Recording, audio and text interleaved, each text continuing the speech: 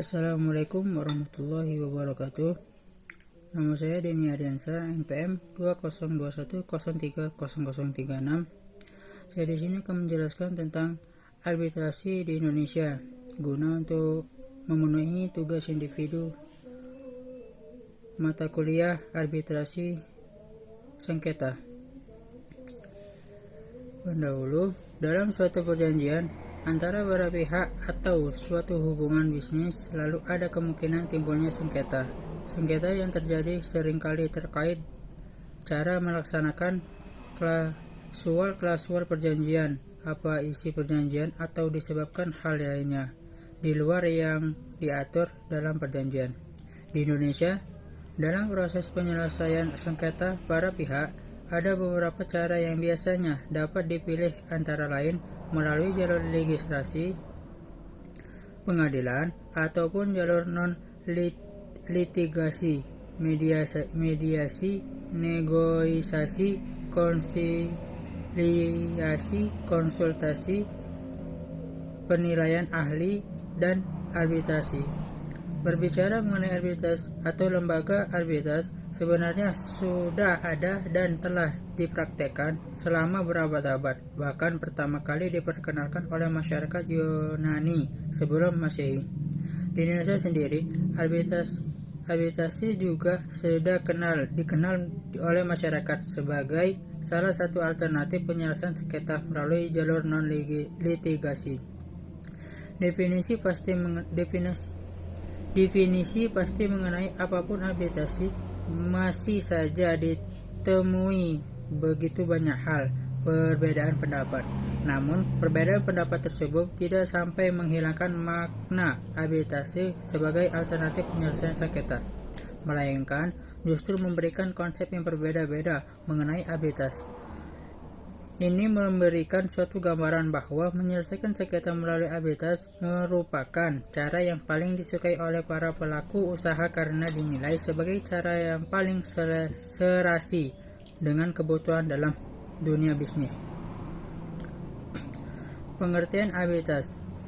Istilah arbitrase berasal dari kata arbitare, bahasa Latin, yang berarti kekuasaan untuk menyelesaikan suatu perkara menurut kebijaksanaan.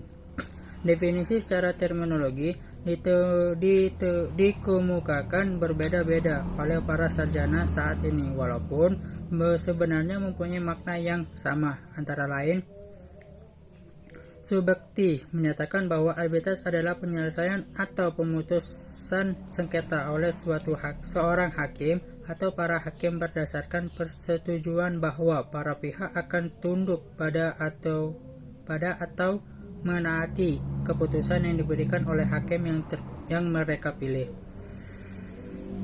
Haji Priyatna Abdurrasyid menyatakan bahwa arbitrase adalah suatu proses pemeriksaan suatu sengketa yang dilakukan yudisial seperti oleh para pihak yang bersengketa, dan pemecahannya akan didasarkan kepada bukti-bukti yang diajukan oleh para pihak.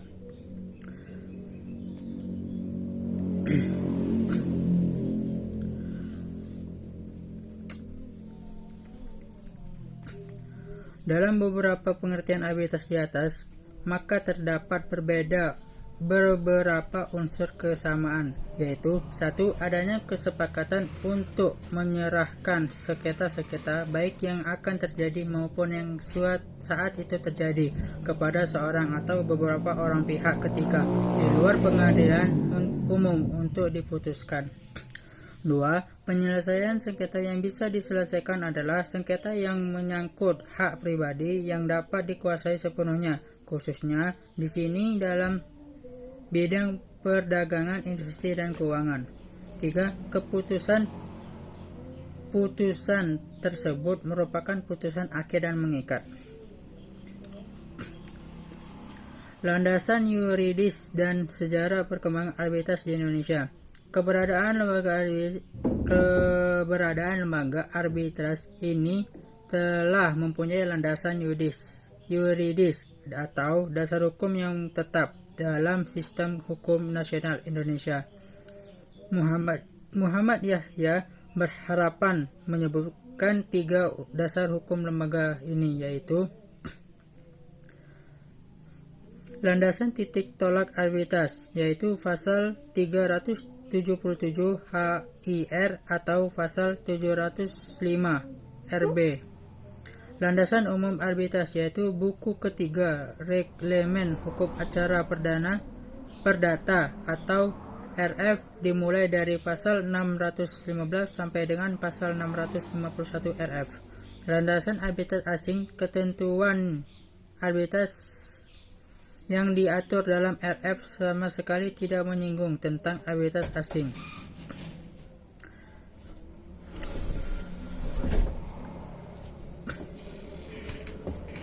Perkembangan sejarah pemberlakuan Pranata arbitras sebagai alternatif penyelesaian sengketa dapat dilihat dalam urutan berikut. 1. Zaman Hindia Belanda. Pada zaman ini, Indonesia dikelompokkan dalam 3 golongan, antara lain golongan Eropa, dan mereka disamakan berlaku hukum negara Belanda hukum Barat dengan badan peradilan.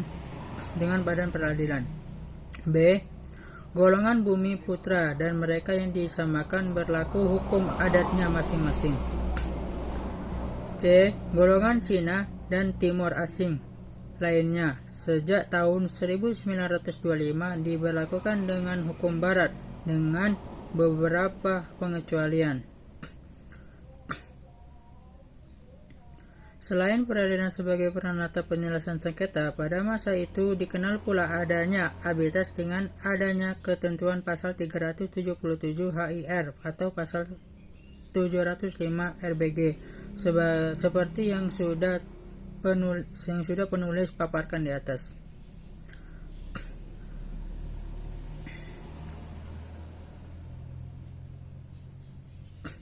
Ada 3 arbitras yang dibentuk oleh pemerintahan Belanda, yaitu Badan Arbitras bagi Badan Ekspor Hasil Bumi Indonesia, Badan Arbitras tentang Kebakaran, Badan Arbitras Asuransi Kecelakaan. 1. Zaman pemerintahan Jepang. Pada zaman ini, peradilan Radvan Justiti dan Residenti Agretti dihapuskan. 2. Indonesia Merdeka. Untuk mencegah kevakuman hukum setelah Indonesia merdeka, diberlakukannya pasal 2 aturan peralihan Undang-Undang Dasar 1945. Isinya, segala badan negara dan peraturan yang ada langsung berlaku selama belum diadakan yang baru menurut Undang-Undang Dasar ini. Dengan demikian, maka aturan arbitras zaman Belanda masih dinyatakan berlaku.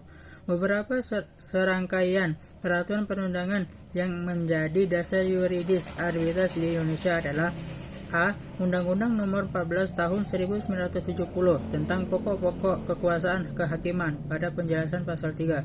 B. Kitab Undang-Undang Hukum Perdata pada pasal 1338 ayat 1. C. Pasal 777 HIR atau pasal 700 C. Pasal 377 HIR atau pasal 705 RBG. D. Pasal 615 sampai 651 RF. E. Undang-Undang Nomor 30 Tahun 1999 tentang arbitras dan APS. Badan Arbitras di Indonesia. Badan Arbitras Nasional Indonesia pada tanggal 3 Desember 1977 atas prakasa Profesor R. Subekti SH, mantan Ketua Mahkamah Agung, Harjono Tjitrosubono SH, Ketua Ikatan Advokat Indonesia, dan AJ Abu Bakar SH, didirikanlah Badan Arbitras Nasional di Indonesia, BANI. 2. Badan Arbitras pada modal Indonesia. Berdasarkan dukungan Bapepam LK dan beberapa perusahaan seperti PT Bursa Efek Jakarta (BEI), PT Busra Efek Surabaya (BES), PT Clearing Penjaminan Efek Indonesia (KPEI), dan PT Kustodian Sentra Efek Indonesia (KSEI), serta 17 asosiasi di lingkungan pada modal Indonesia membentuk kesepakatan bersama untuk mendirikan sebuah lembaga arbitras yang kemudian diberi nama Badan Arbitras Pasar Modal Indonesia (BAP). Tujuan didirikannya lembaga ini tidak terlepas dari keinginan pelaku pasar modal Indonesia untuk mempunyai sebuah lembaga penyelesaian sengketa di luar pengadilan khusus di bidang pasar modal yang ditangani oleh orang-orang yang memahami pasar modal dengan proses cepat dan murah keputusan. 3. Badan Arbitras Community Berjangka Indonesia. Pada tanggal 17 November 2008, PT Busra Berjangka Jakarta (BPI), PT Clearing Berjangka Indonesia atau Persero KBI, Asosiasi Pialang Berjangka Indonesia (APBI), dan Ikatan Perusahaan Perdagangan Berjangka Indonesia (IP2BI) dengan difasilitasi dan didukung penuh Badan Pengawasan Perdagangan Berjangka Komoditi. 4.